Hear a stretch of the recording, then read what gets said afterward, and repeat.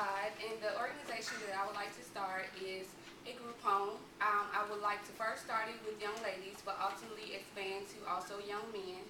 Um, I have a passion for group homes because I grew up in the foster care system of Atlanta, Georgia, so I have firsthand experience, and I would like to implement a few changes into the foster care system with group homes.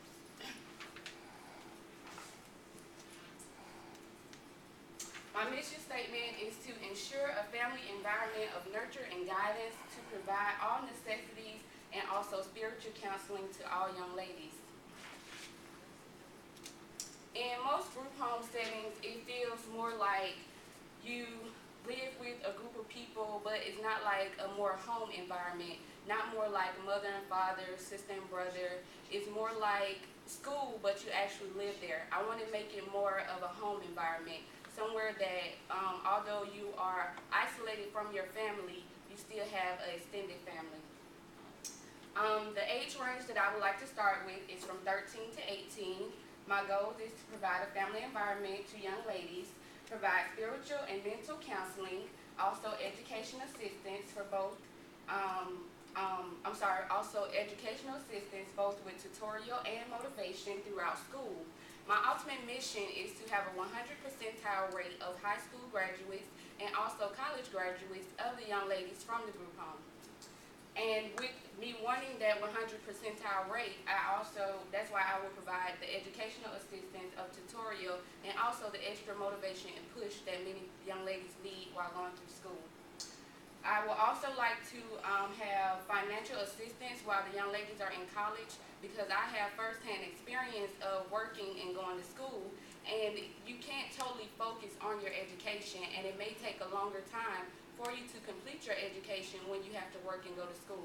So I would like to provide an income for the young ladies that come through the group home while they're in college, so that they won't have to work while they're in college. I want to give every young lady an opportunity for a successful future, and in spite of the obstacles that they may have faced as a child. In many environments, home environments, parents pay for their children to go to school. But when you come out of foster care, you don't have a parent to pay for you to go to school. But I would like to still provide that family environment that also ultimately will help them to continue their education. Resources that I would need, I would need funding for a building, but I have several networks with people, with construction workers and things of that nature to help start the facility. Also, I will need furniture, but I am aware that different stores and department stores will donate to organizations that you're trying to start. Also, funding for educational materials, but I'm aware that I could go to different schools and different other places to get maybe used materials for education materials. For funding to pay the staff and just overall funding to keep the organization going, I will apply for the 501c3, also other government grants that they give you when starting the organization. I have other networks with people that are willing to donate to the program to help me start the organization, also through fundraising events. And I would like to continue the fundraising events throughout the entire time of the group home to keep a constant income coming in besides the income from the state. And also, ultimately for myself, I would like to start a savings account, saving up money for my group home as it starts and as it continues to grow.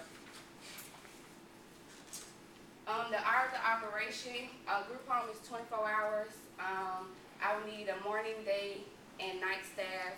Also a psychologist for both spiritual and just a regular psychologist. I will need a tutor, a maintenance person to keep the facility going, and I will also need volunteers, mentor volunteers for the young ladies.